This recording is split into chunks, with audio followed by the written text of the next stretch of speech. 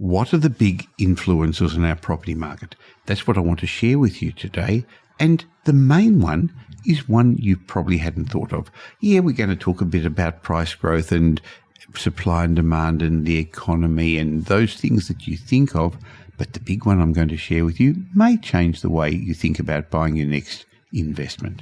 Now, if you're a regular listener to my podcast, you know I usually have guests on the show. But today it's just me talking to you because I think this is a pretty important topic to discuss. So at the end of today's show, you'll have some clarity on what the big influences are, but also on the areas that we at Metropole research when we help make our recommendations. So this will give you some clarity moving forward. Welcome to today's show. Welcome to the Michael Yardney podcast, where twice each week you will learn a number of new ideas regarding success, property investment and money in around 30 minutes.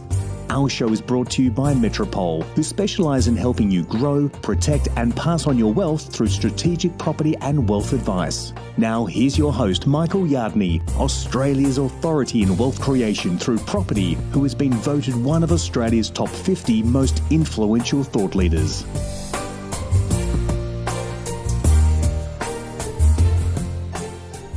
Do you want to know what the magic ingredient is that propels property markets forward?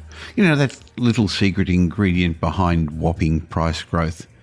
Well, it's not the economy, even though that's important, and I'm going to be discussing this a bit later in my chat with you today. And it's not just supply and demand, even though that plays a role. It's not infrastructure spending, the availability of finance, or even population growth. Of course, all of those things are important, and I'm going to go into detail at the second half of this chat with you about the many influences that you need to understand to be a successful property investor. Undoubtedly, all these are important and impact our real estate markets, but the truth is there's one major factor that drives property values probably more than anything else, and that factor is homeowners, or as we sometimes call them, owner-occupiers. Now, while investors look at all types of drivers of capital growth, they often forget that it's owner-occupiers who drive our property markets forward. The fact is, they own close to 70% of all the properties in Australia. Therefore, they dominate our housing markets, and without them, I guess they'd simply fall over, wouldn't they? 2/3 of the market are homeowners. So it's interesting that while owner-occupiers are one of the most significant influences on property, they're commonly overlooked by investors when they're looking at making decisions. Think about it. With almost 70% of all homes in Australia being owner-occupied, this underpins the steady, strong, long-term growth of property values, and it's why I feel confident that our property markets aren't going to crash, especially when you recognise that half of those don't even have a mortgage against them. They've paid off their homes because they bought it many, many years ago, while others are well ahead of their mortgage payments. On the other hand, investors, they comprise just 30% of the property market. Now, by the way, investors tend to create their own little property booms while the homeowners, the owner-occupiers, underpin the steady growth. Driving the ups and downs are investors who sometimes get over-enthusiastic with fear of missing out or greed, creating little booms, and during property downturns when they exit the market or sit on the sidelines or sell up, they create little downturns. That creates the volatility in the market, but it's the owner-occupiers who give the long-term stability. Now, I'd like to just give you a quick snapshot of what's actually happening in our national housing markets according to the Australian Bureau of Statistics and CoreLogic to give you some sense of the depth of this.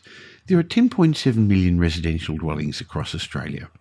They're totally valued at $9.8 trillion, and they're spread around 15,000 suburbs.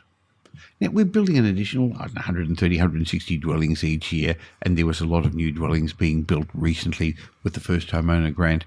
We're not building as many apartments as you've heard me mention in previous podcasts. Now, the total debt against all these dwellings, the close to $10 trillion worth of dwellings, is $2 trillion, giving an overall loan-to-value ratio of our residential property markets of just over 20%. That's not a worrying loan-to-value ratio, is it? Now, apparently, according to these figures, residential real estate makes up 55.6% of Australia's household wealth. Investors own 27% of the dwellings by number and about 24% of all the dwellings by value. Of course, there are about 2 million individual property investors in Australia, and the statistics suggest that on average they own 1.28 properties. We know that 98% of investors never get past their first or second property. But when you look at all these figures, it's fairly clear that owner-occupiers comprise the largest portion of the market. In fact, they outnumber investors 2 to 1.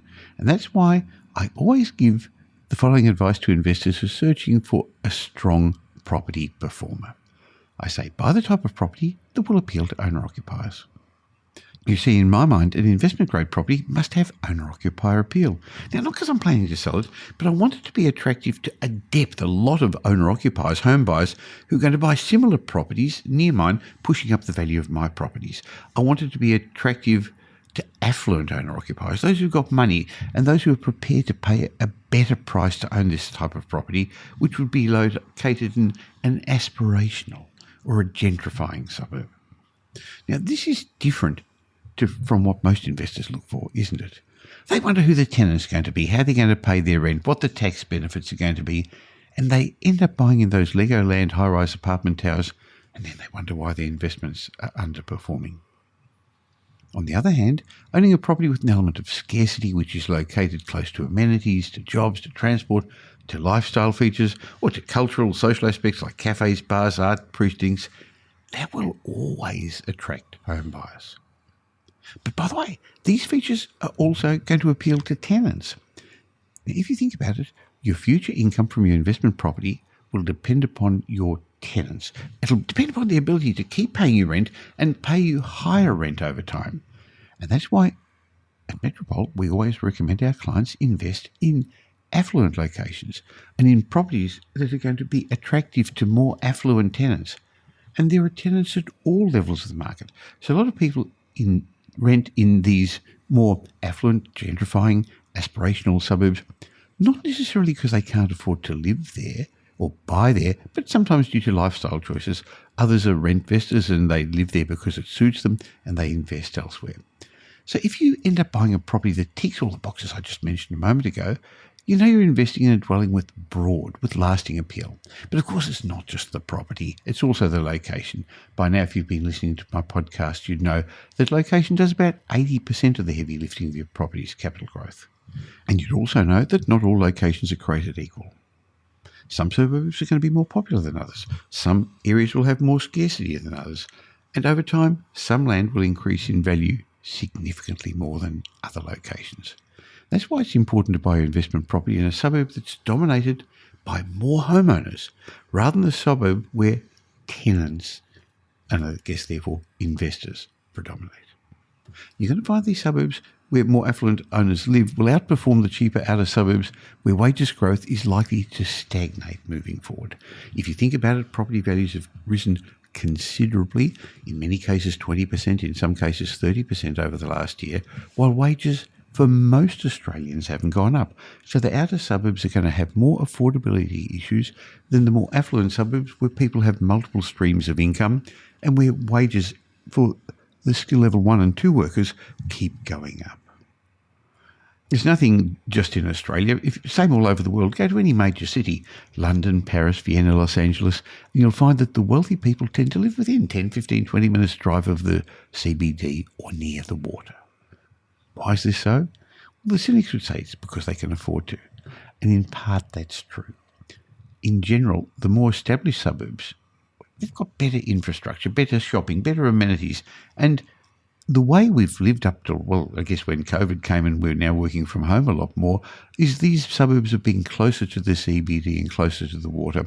And that's where the wealthy want to and can afford to live, and they're prepared to pay a premium to live there. The rich don't like to commute. If anything, COVID's taught us the importance of being in the right neighbourhood. So by focusing your research on those often overlooked owner-occupiers, what they're doing and what they're planning to do, you may just find an investment that outperforms the market and delivers strong value and growth over the long term. Now, there's lots of extra research that goes into what's going to make a good area and a good location. And I want to, in a moment, just share with you 7 other big influences of our property market. But I'd also like to remind you that 2021 was an unusual year where almost all properties increased in value, and that meant almost anything you bought could have looked like a good investment, but moving forward, it's not the same. This is a different market, a more fragmented market we're currently experiencing, where some properties are going to keep increasing in value, others are not. Some will even fall in value. Now, I'm not suggesting this cycle won't end. It will, but there's still life left in certain segments of the property market. But if you want to create wealth through property, and I guess that's the only reason you'd be investing in property, you've got to do things differently to the average investor. Because remember, a moment ago, I pointed out that the average investor only owns 1.28 properties. That's not enough to give you financial freedom. So if you want to get to the next level, it's too hard to do on your own, especially at this stage of the cycle. So why not have the team at Metropole, my team at Metropole, help you? And it all starts by putting a strategic plan together to help you plan to become the person you plan to become, to understand what's realistic, what's doable. And since we don't sell property, it makes no difference to us where we recommend you invest, or if we even recommend you invest. Now, I don't know your personal circumstances, but go to metropole.com.au and find out a bit about what we do.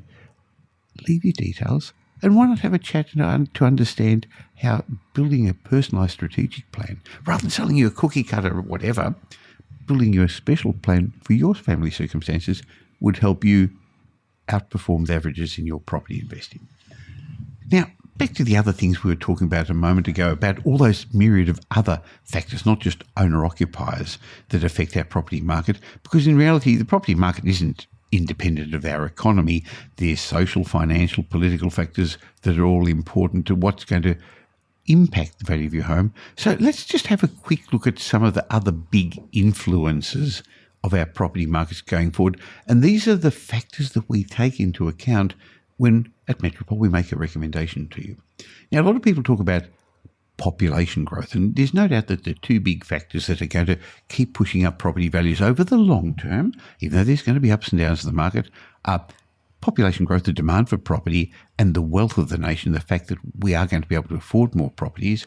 But more than population growth, it's actually household formation that's more important, because it's the increased demand for housing that creates demand. It isn't necessarily the number of people in a city or even a country, but the demand for dwellings. This works in a number of ways, with more young adults staying at home longer to save the hefty deposits for homes, the trend to more multi-generational households, or more friends and family pooling their money together, their resources together to buy a property. It's possible that we're not going to need as many dwellings as we needed to in the past. But on the other hand, to counter this, there's a lot more older Australians living in 1 and 2 people households, and this evens out the numbers in some way. So the research that we do is looking at where more household formation is going to occur, and over the last couple of years, the myriad of millennials entering family formation age changes the sort of dwelling people are going to require as well. They're moving from apartments into houses in the suburbs. Now, the other factor that we take into account, one of the other big influences on our property market, is demographics. And I believe that's more important over the long term than the fluctuations of ups and downs of interest rates or political issues. Projections from the Australian Bureau of Statistics estimate that by the end of this decade, our population is going to be about 29 million people. Now, that's 1 million less than previously estimated since we closed our borders due to COVID. But they also believe there's going to be somewhere between 40 and 50 million Australians by the 2060s. That's virtually doubling our population over the next 40 or 50 years, when it took 200 years to get to this population. Where are all those people going to live? How are they going to want to live?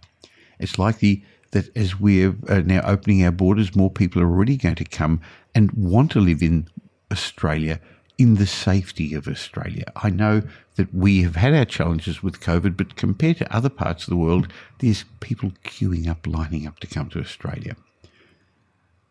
Another factor in the demographics is our current population's penchant to knocking down existing dwellings and rebuilding. So it looks like we're probably going to require around 200,000 new dwellings every single year.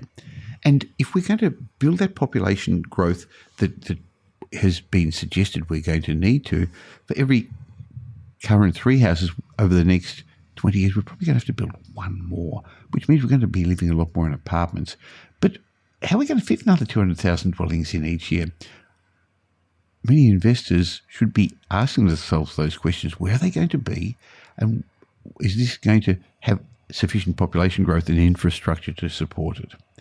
Now, that's not necessarily the right question, because population growth corridors of our cities tend to be poor capital growth locations. So while investors ask, well, where are all these people going? I want to invest where these new apartments are, where these new houses are.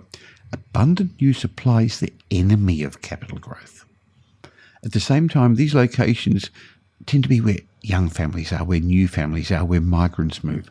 And this demographic, which tends to have very little spare cash left over at the end of the month, they're areas where the ability to push up property values moving forward is less likely. They're not high wage earning areas. So that's one of the reasons I said a bit earlier on that we look for areas where people's wages are higher than more affluent areas. Now, as I'm going through with you the influences on our property market, affordability is clearly going to be an issue. It encompasses dwelling prices along with employment rates, wages, interest rates, credit supply, GDP growth, inflation. So we put all these factors into the mix when we do our research at Metropole. And all these factors, I guess, decide whether or not somebody can afford to buy a property. It's not just about the price tag of the property itself. Now, over the last couple of years, record low interest rates meant monthly mortgage repayments for most properties were cheaper than we've ever seen. And as you know, over this cycle, property values have increased 25%, in some cases even 30%.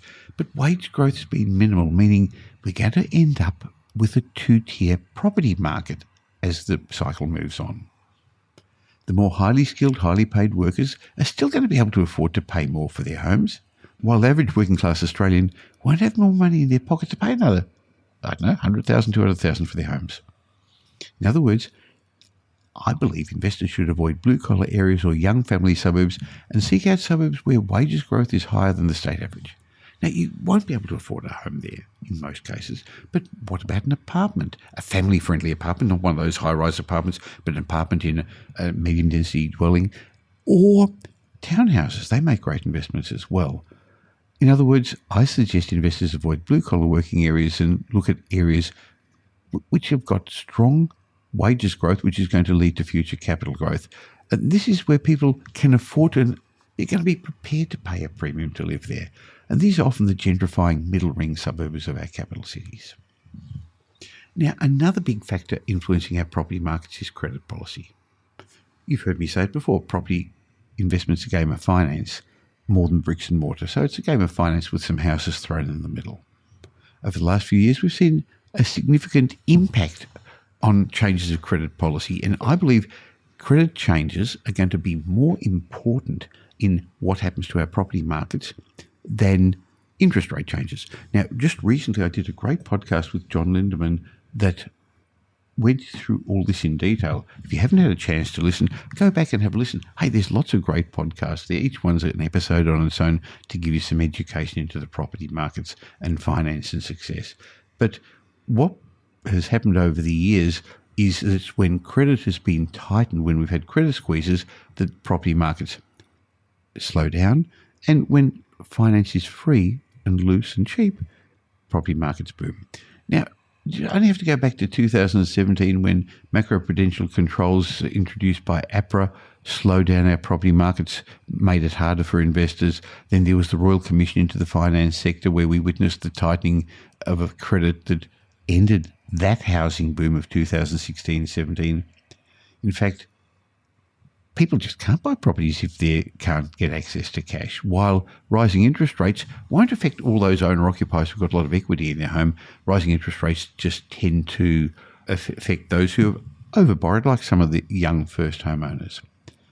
So while interest rates are not going to rise a lot moving forward, it's really going to be interesting to see what APRA and our regulators do, and I hope they don't interfere to slow down our markets because they're doing it naturally due to affordability at the moment anyway.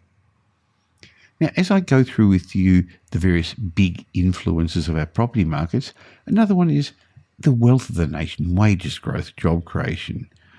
It's interesting how a lot of the jobs we're currently having are changing. Artificial intelligence experts estimate that anywhere between 20 to 40% of all jobs could be taken over by robots in the future, meaning there'll be fewer employment opportunities for unskilled workers or for those who perform repetitive tasks.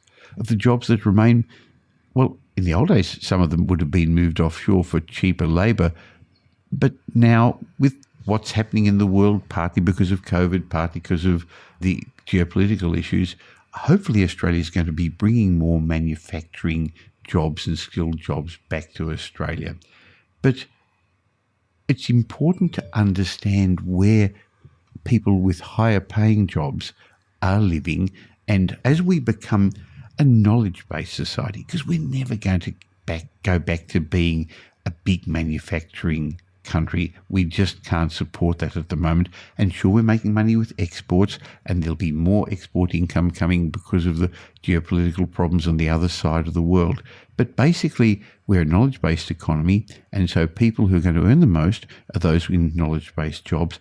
So that's one of the drivers. They're the people who are going to be able to afford to pay more for the dwellings. Now, when we discuss the big influences on our property market, we've talked a lot about demand, but it's also related to supply.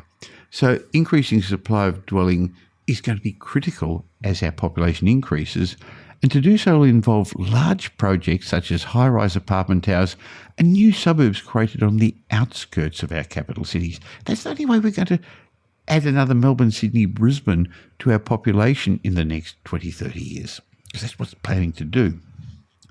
But clearing the land and knocking down some houses depends on council zoning, density regulations, transport links and other essential infrastructure. People don't particularly want to buy new house and land packages 40 kilometres from the CBD if they haven't got the right neighbourhood, if they can't get to work, or if local schools and shops and medical facilities are lacking.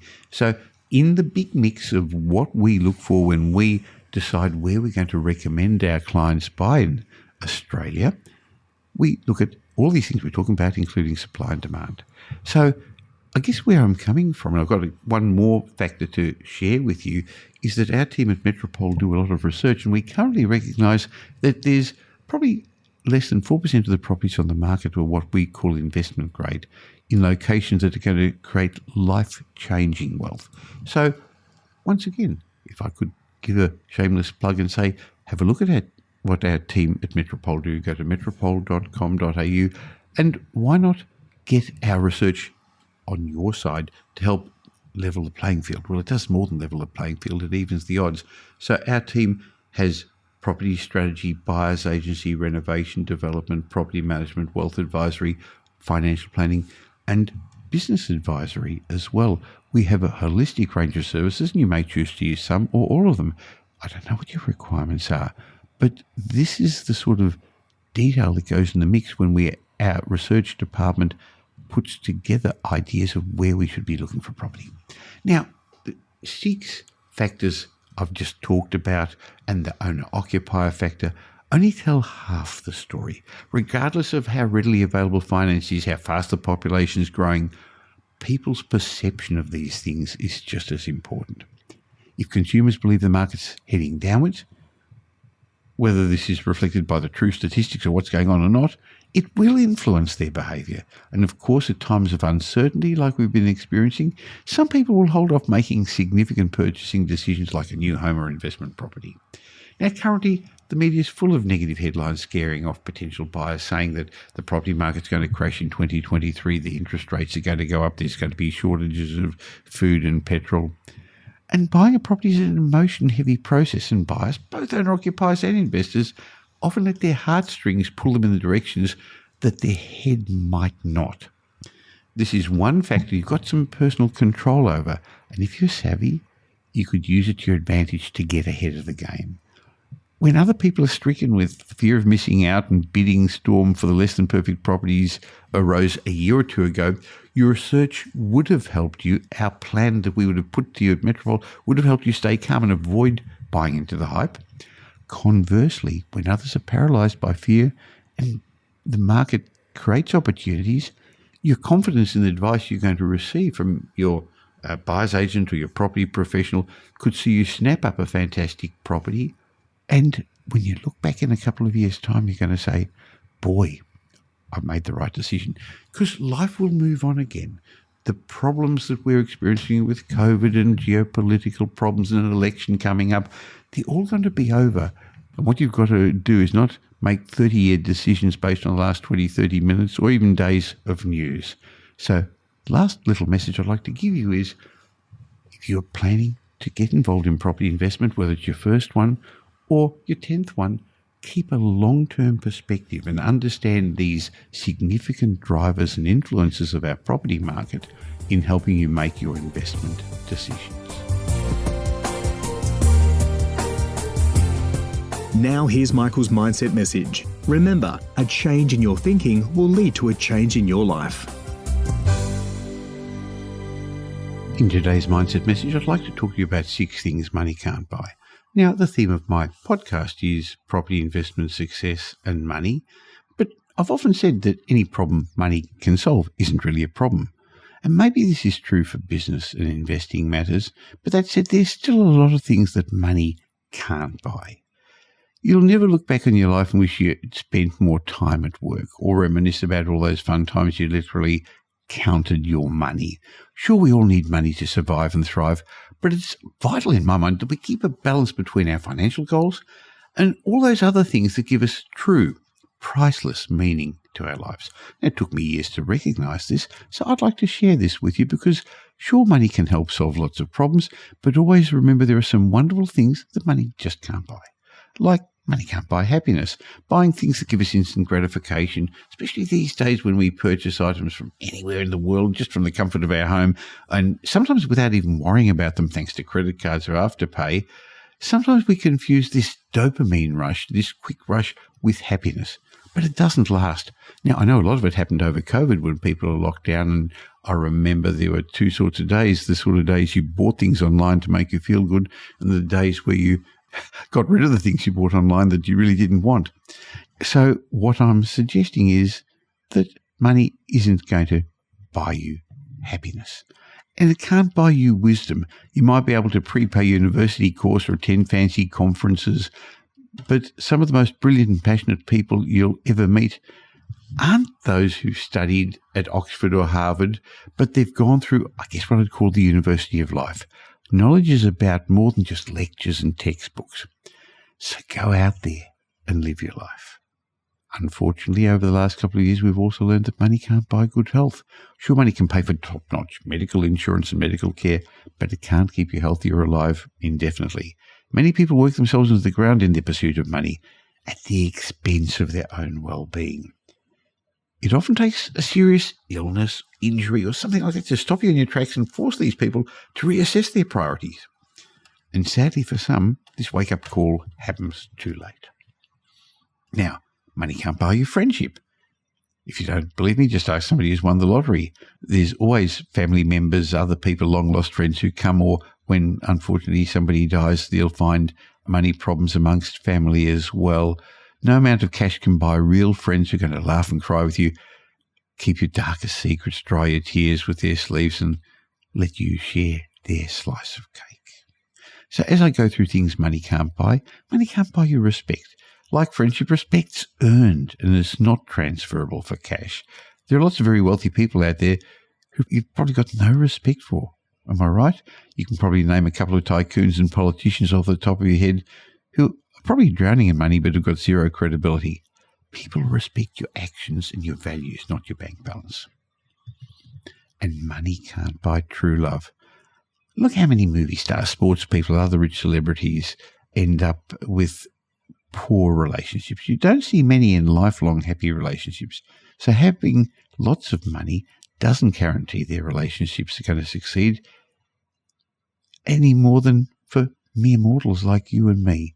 Money might get you the attention you desire, but for the wrong reasons. So what can money buy you? It buys you freedom. It buys you choices, which are some of the most valuable commodities in the world today. It buys you experiences that you're going to remember long after they're over. And with financial security, comes the ability to choose how you spend your time, where you work, or how hard you work, or for how long, along with a myriad of other decisions that you can make that will make or break the quality of your life, because you're going to have options, you're going to have choices. So money in itself won't make you happy, but boy, does it open up opportunities in life that make all the difference in delivering a full and adventurous and vibrant life.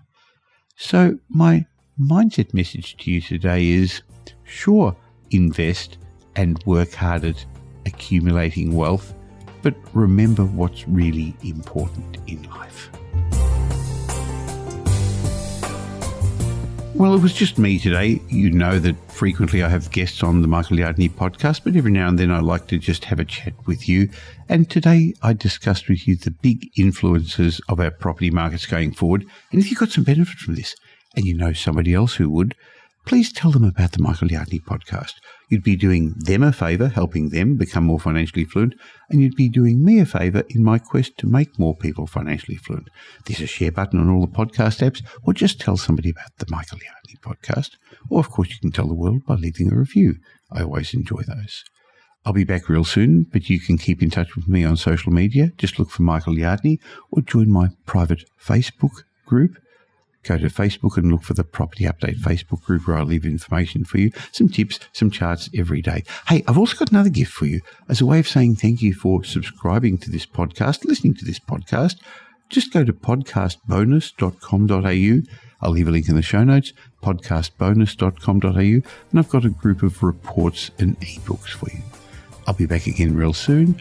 In the meantime, have a great week. Make it a great week.